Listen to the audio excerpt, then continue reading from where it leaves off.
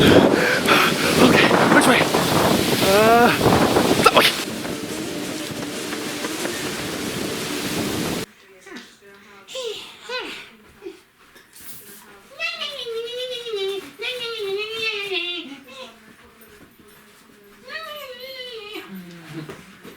Oh God, here's my fucking garbage.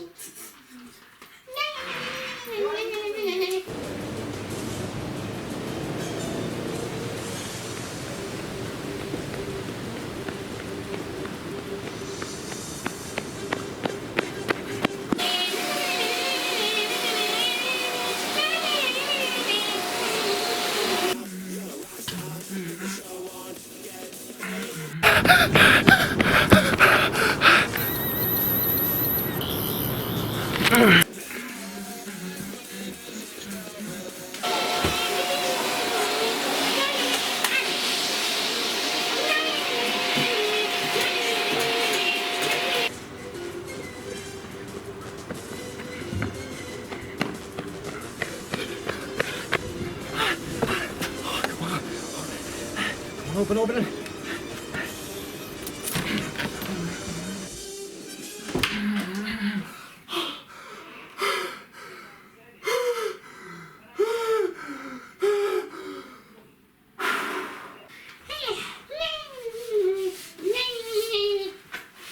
Oh, thanks a lot, you came. Where have you been? You were so late. What? I'm in time. Were you so late? You're late for the review. What time is it now? Let me see. Oh, okay, no, that one there was the 12, okay, so... 6:15. What? Now that's what happens when you're late or something. Sorry.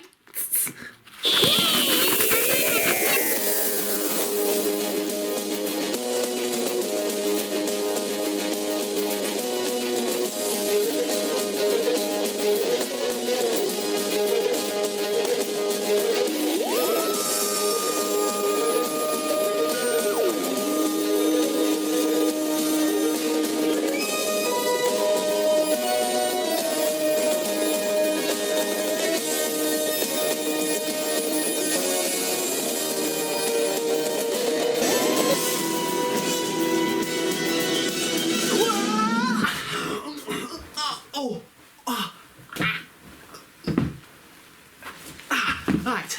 There. Hello everyone, LONZ. Welcome to another Classic Who review of another Classic Who review. I mean, so in today's video we're going to talk about the best ever era and also the best Doctor ever known over the last years and the most best Doctor in history. It's also known as the 10 David Tennant. David Tennant, who played the Doctor between 2005 to 2010. I'm really excited to do this review, and yeah, so here we go. So let's go on to the Tennant years. If you have watched my other reviews of Doctors in the Classic Who review, there's a playlist called the Classic Who review. If you go watch them and see what my reviews were in these Doctors. So there's only about 3 months left. 2 months left. I mean, for this year to end, and that will be it. At the end of the Classic Who reviews. So there's only 3 Doctors I'm reviewing next. But so you guys want to comment below and subscribe and like and ask me which stories I'm reviewing for the next Doctors. The Doctors between 11, 12 to 13 Doctors. But it has to be one story in each of their season. So let's further ado, let's go to the David Tennant era. So David Tennant played the Doctor between 2005 to 2010, and I would regret, I can say that, he is probably my best ever Doctor yet. I mean, I really liked how I got his costume back since before COVID. I got this costume since before COVID. It was pretty, I was lucky I got this costume before COVID started, but anyways, I like is my coat, the shirt, and also I kind of spiked my hair a bit because it looks like Tennant. Is it look better? Like it? Yeah. Like Mick there. So what's the thing about Tennant in his era? So as I say, it's pretty much the best I can answer. I don't have many words to describe the Tennant's era much, but all I can say it's pretty much the best era. I would when I was watching them right now, it was I really liked how Russell and David worked together very well for this era, and how the Russell T Davis' era became the best show era for the show, except for the start of Chris Eccleston's start. But anyway, the Tennant's stories in Russell T Davis was pretty brilliant.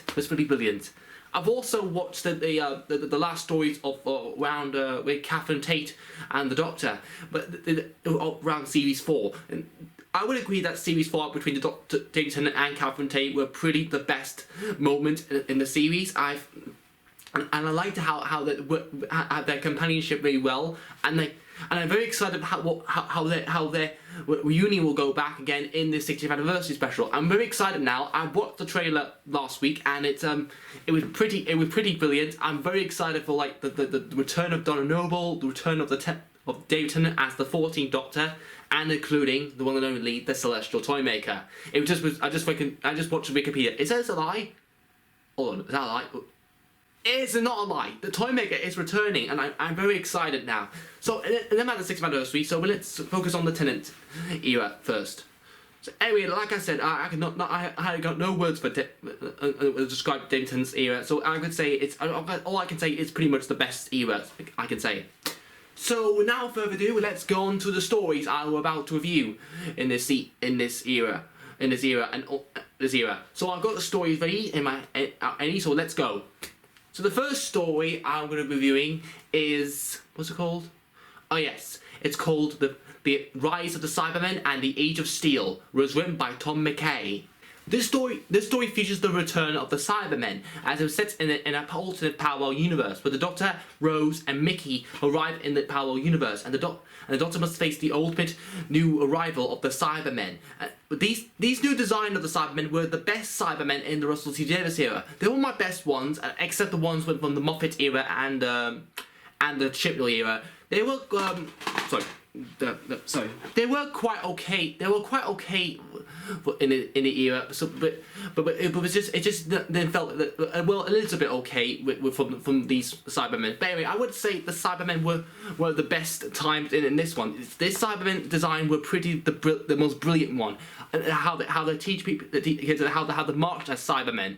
From the classic eras, they didn't march then, but this one had many marching from this season, and I liked the Cybermen marching were pretty good, and I liked how this story was aired in 2006, the same year from the 10 Planets aired, and it was the anniversary of the Cybermen, and I would have thought the Cybermen story from what was it called, The World Enough and Time and the Doctor Falls, that was Capaldi's story. It was supposed to be released on 2016, but anyway, 2017 was not a good year for the Cybermen to air that one. But it was okay. But that it didn't. It just happened. So I just say that this Cybermen story was my brilliant one.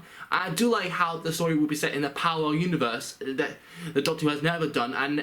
Yes, I wish that maybe in the future of the series, when Russell T Davies come back in the next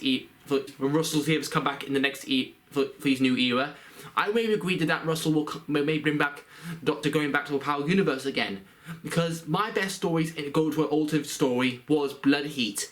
It was written by Jim Mortimer.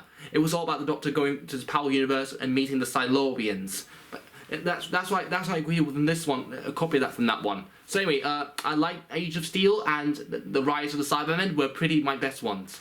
So that's it for this. So that's it for the Age of Steel and the Rise of the Cybermen story. So I'm giving that story 10 out of 10. That's my opinion. Yours can be very, very different.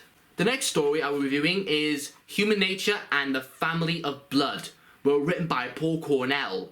The story receives the Doctor, now termed himself human, and he's hiding from a race known as the Family, who want the Doctor's essence, and he put himself in a watch. And the Doctor goes back in time to 1913, as he lived himself as a human named John Smith, and has no memory of the Doctor. And the Doctor and Martha Jones, the Doctor's companion, must figure a way to get the Doctor back. This story was the most popular story. It was based on the novel back over the years ago before Doctor Who was cancelled, and I really excited they brought the story back in this time and in 2007, and Cornell was proud of it. I like Paul Cornell's writing in that one. I would agree he would have done earned more writing for the future of the series. Like he was supposed to do like around the Capaldi era, like the vampires and also the land of fiction, but it didn't work well with Moffat. So, but anyway, yeah, Paul Cornell written Christopher Eccleston story was in Father's Day, and that one. I do like his other stories, such as Love and Monsters. I mean, Love and War, and Goth Opera. They were pretty good ones. And Human Nature was the brilliant one ever. I would agree to how Paul Cornell's writing did that one. It was pretty brilliant. I do like the story with how it has scarecrows in it. Scarecrows that was pretty scary. It was very scary for me watching the scarecrows, but it didn't scare me much. But anyway, it was quite very an okay story, and it was a very flaws for Cornell, and it was anyway. I would say it was a brilliant story, and most popular story. And I thanks for Russell and the producers bring back the story to life. Maybe they might adapt other stories for the future of Russell's this era. Maybe, we're not sure, but maybe Damaged Goods or maybe something else. But we'll see. Anyway, so that's it for Human Nature and the Family of Blood. So I'm giving that story 9 out of 10. That's my opinion. Yours could be very, very different. The next story I will be reviewing is the Sontaran Stratagem and the Poison Sky, were written by Helen Rayner. The story reviews the return of the Sontarans as we see them using Atmos devices and poison the Earth with their weapons of cars. What are the Sontarans up to, and will the Doctor, along with a companion, one and only Catherine Tate, to find a way to stop the Sontarans before their plan will succeed? This story will also be another unit story. It was the first ever unit story ever came back for the show for a long time, and it's also the return of the companion Martha Jones, and it's also the Sontarans. The Sontarans were the best public enemies in the season, and I'm glad they brought them back. And also ever since the Chibnall era started, I would say started for a Sontaran story, but it was part of the Flux story. The War of the Sontarans from the Chibnall era was a bit okay, that one. But was pretty brilliant, and I like how the Sontarans came back from the Chibnall era and did this one. Anyway, this story was my best Sontaran story ever known, and I do like how the new design of the Sontarans with blue colours except for just grey. But anyway, I would have the green cut, the grey effect of the Sontarans, but blue. It was pretty good, brilliant, and I like how they appear on the Sarah Jane Adventures and this one, and yeah, it was pretty brilliant. So that's all I can say for the Sontaran Stratagem and the Poison Sky.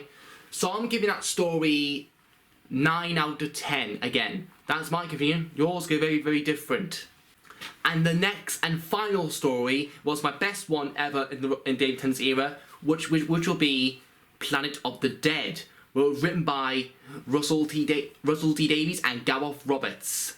The story features a one-off companion, Lady Christina D'Souza, played by Michelle Ryan, where we see her and the Doctor being caught in a bus and eventually end up on a desert planet, and with Christina being a cat thief, and it's like how Rain Cunningham, an unmade companion, was meant to be used on season 27 of Doctor Who, but it didn't came to be. But anyway, Lady Christina played that like that companion, and yes, it was pretty like that. Anyway, I would say that Planet of the Dead was my best story ever. It was an Easter special. It was aired in Easter 2009, and I would say that the Planet of the Dead was pretty the most greatest and best story of the Tennant's era. It was also played the best story for Tennant, and yeah, it was. I like how the partnership between the Doctor and Lady Christina. I would have thought that Lady Christina was going to be a companion from that one, but eventually it was a special, and I understand why the Doctor didn't want a companion in that one. But companion that one. But I would say Lady Christina was my best companion. I'm not gonna say, but he's kind of love all that. But I'm not gonna say something. It's kind of hot yet. Oh, God, say that. Anyway, I would say that Michelle's acting was pretty good. That one, I like it. I wish I earned more about of his feat skills, not in this one, but maybe future stories. But I'm not sure we see Lady Christina. But anyway, that's it for her. But anyway, I would agree that Planet of the Dead was pretty my best one. I like the setting of the desert planet, and it was very strange how they did that in production. Maybe there's somewhere in another desert world, and eventually covered like green screens around the desert. I think they did something like that. But anyway, it was pretty much a brilliant one. I would agree. I would agree. So that's it. So that's it for Planet of the Dead. So I'm giving that story 10 out of 10. That's my opinion. Yours may be very different. And that's it for David Tennant's era. So that's it for now. And thank you for watching this review. And comment below what your reviews, what your theories on these stories. And also comment below and subscribe and like. And comment below which stories you want me reviewing for the next Doctor, Matt Smith, the 11th Doctor. But it has to be one story on each of these seasons. And I'm very sad I had to end for David Tennant's review era on this one. But anyway, it's a but anyway, it was very sad. It's like the end of time again. So I don't want to go. Yeah, I don't want to go. But don't worry, I will maybe do a review on the 6th anniversary special. Maybe after the special, maybe after the last story of the special of the 60th. But anyway, thank you for watching, and I'll see you next time. And I can say it for you, Tennant. Alonzi!